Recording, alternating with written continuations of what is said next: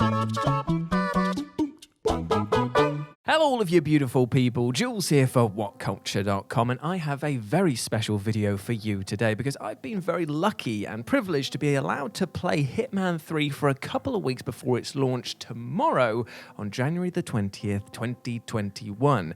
And this is the thing, I love the Hitman franchise. I've been there since the very, very beginning, and like all long tenure franchise, it's had its ups and its downs, but with the recent reboot that came out in 2016, people have really been getting behind the big bold bad boy known as Agent 47, and thus the question on everyone's lips is, Hitman 3, is it worth buying?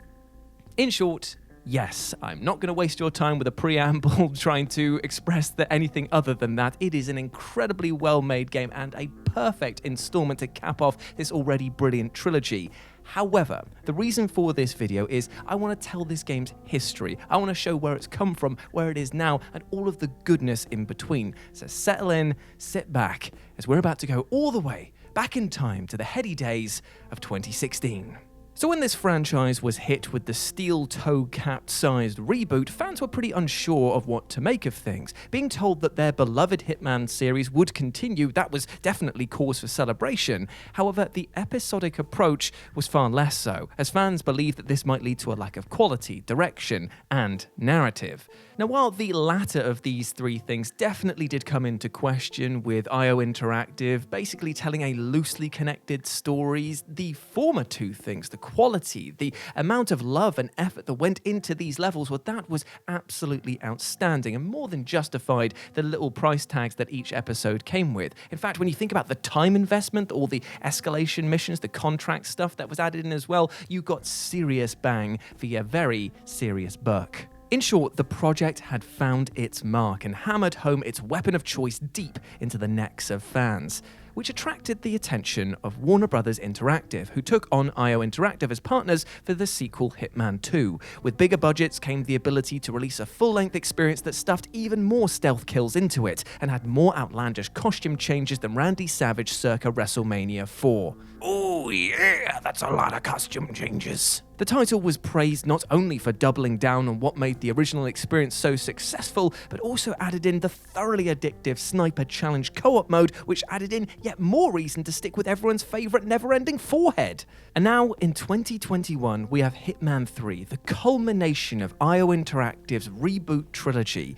And it's really interesting to note where it's come from. No longer do we have Square Enix and Warner Brothers as partners in this. This is IO Interactive developing exclusively for themselves. This is allowing them to present the game that they always wanted to make, hands-off and without any publisher meddling that may have taken place behind the scenes. And it is, without a shadow of a doubt, the most crystallized form of their ideas, their vision, and it is such an utter joy to play. I have to state this, and I do not say this lightly, that the levels included here are some of the best I've ever played. I cannot stress this enough. The level selection on offer in Hitman 3 is hands down my favourite content in the entire trilogy. Now, the prior two games were no slouch in this area whatsoever, with Paris and the likes of Monaco living in my memory forever. But when you've got the likes of this amazing, thumping, dirty club scene in Berlin, or the oppressive gloom that comes from Dartmoor, that level, it's entirely its own thing. It's unique and feels so lovingly crafted that I can't think of a better time that I've had killing people. Also, special points for Dartmoor because it literally is about half an hour away from where I was born. And there are that amount of Tory toffs there as well, so cool, yeah, bro. From top to bottom, these levels have been crafted with love and care, and visually are easily head and shoulders above anything else the previous titles have been able to offer. The way the rolling gloom hangs over Dartmoor and the intense, almost blinding sheen found in the opening mission, well, that fits the setting perfectly. The scepter, which houses Agent 47's first outing here, is an extravagant and almost offensive display of wealth, and as such, everything is pristine, polished, and over-the-top expression of man's will over nature, and thus it makes the perfect set piece for IO Interactive to announce their intentions. It is a polished looking game with enough shine to rival even my own or Agent 47's bold head. Across 6 new locations, nearly every color palette, nearly every time of day and weather setting is showcased in some form or another, and it's genuinely surprising that such a small quantity of levels can produce this much variety. It helps that the maps are absolutely huge as well, allowing you to get lost in them as you pick apart different areas, uncovering new items, secrets, and even new locations for you to assassinate your targets from. I had an utter joy just basically spending an hour or two at the start of every mission just going, right, let's have a look around and see what there is to offer. Yet what really makes this selection the king of contract killers is just how it doles out its content. Now, you'd be forgiven for thinking that this game will just boil down to another series of go here, kill that, escape while dressed as a flamingo, whatever, but IO Interactive smartly mixes up the formula for the best. For example, and this won't spoil things because it happens in the first opening sections of the second level, in Dartmoor, you get to meet your contract, the person that you're meant to kill, pretty much straight out the gate. So if you're in a rush, you could literally just go, yep, bang, job's done, pop into Tesco's on the way home to pick up some spaghetti for tea.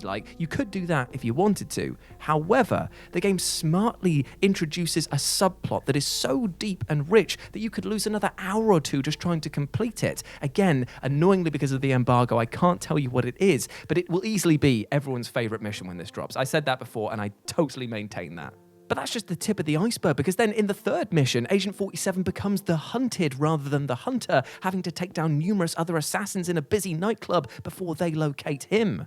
And IO Interactive needs to be commended for making sure that each level offers something new and interesting to keep players hooked. And for a franchise this long in the tooth, and at the close of this particular narrative, it's never felt fresher.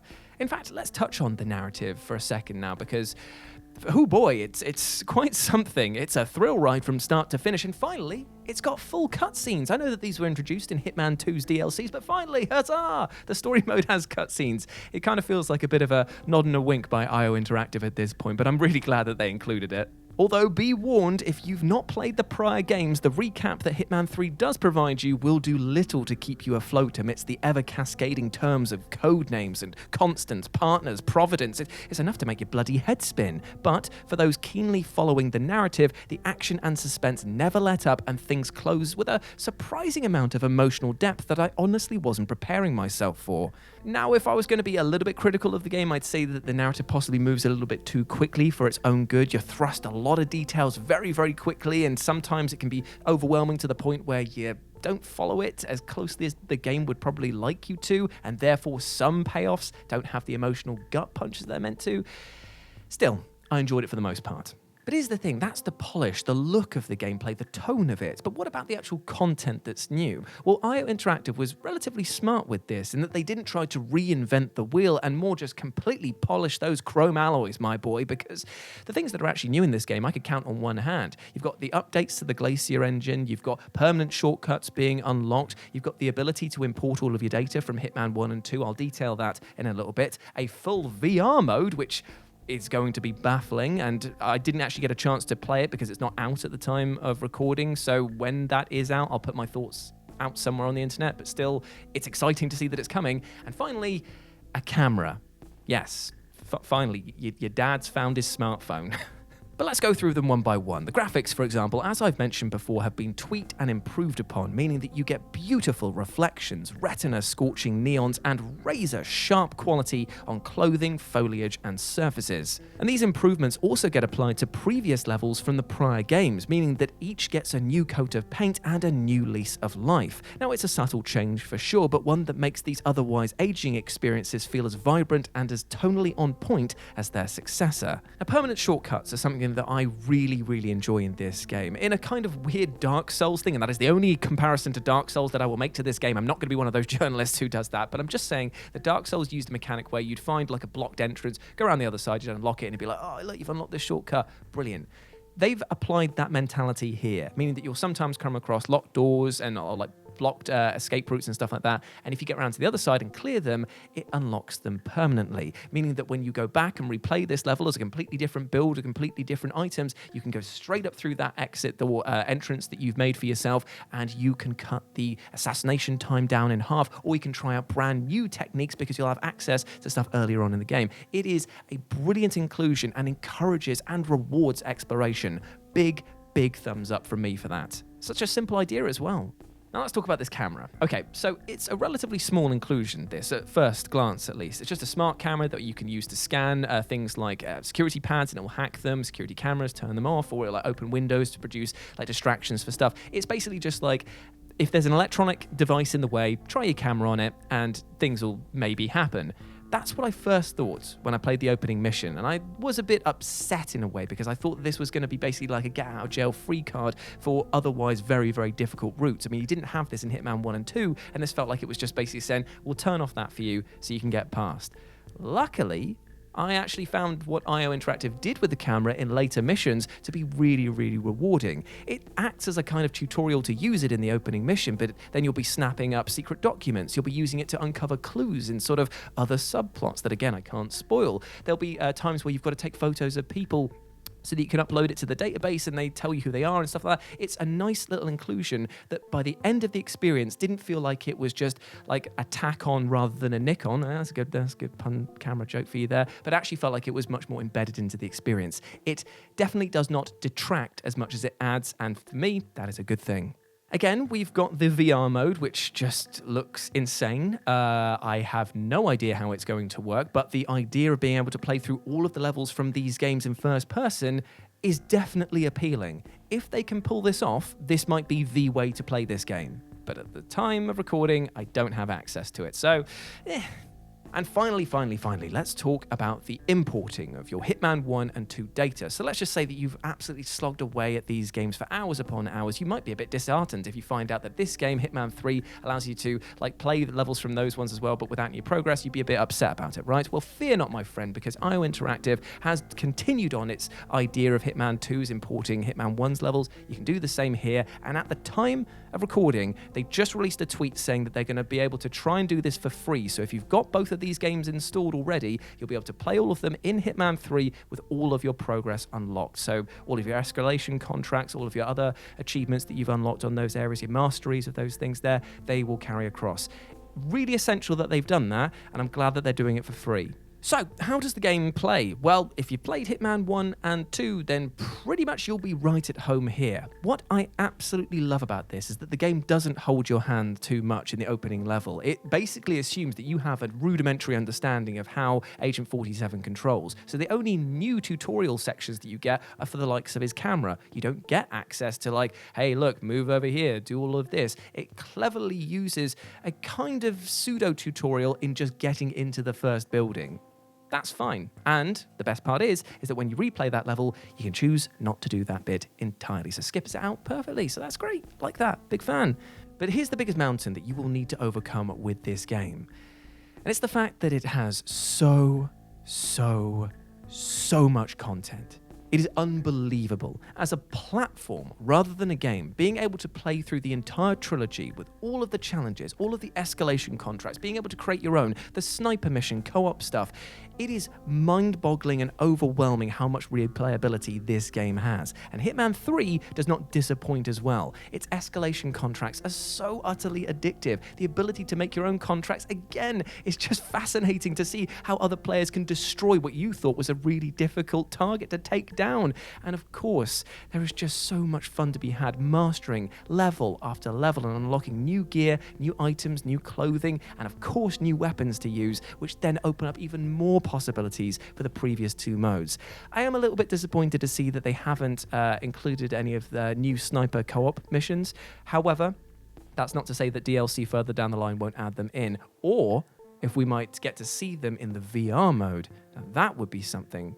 That actually would be brilliant. So in short, is this game worth your money? Yes, of course it is. I totally fell in love with this experience. And the fact that IO Interactive have managed to plug in so much extra content into this, you will have a game to play for absolutely years to come. A fantastically polished experience, beautiful way to end off the trilogy, and it left me wanting even more from the developers, which is always a great sign. So yeah, that was my thoughts on Hitman 3. Not potentially just one of the best Hitman games out there, but easily the best Hitman platform ever to exist. I hope you enjoyed this. Please let me know what you thought about it down below. Let me know if you're thinking of purchasing this and what you're looking forward to doing as the super assassin known as 47. Assassin. I went a bit Sean Connery at the end. As always, I've been Jules. If you want to follow me over on Twitter, you can do so over there at RetroJ with a 0, or you can swing by Live and Let's Dice, personal gaming channel, where I will be streaming some challenges on this game as well. So hope to see you over there, my friends. But until then, take care of yourself. Always watch your back, just in case he's going to try and sneak in the room and garrote wire you. But still, hope you have a lovely day, whatever you get up to. See you in a bit. Catch you later. Bye. See ya. Peace out, guys. Bye.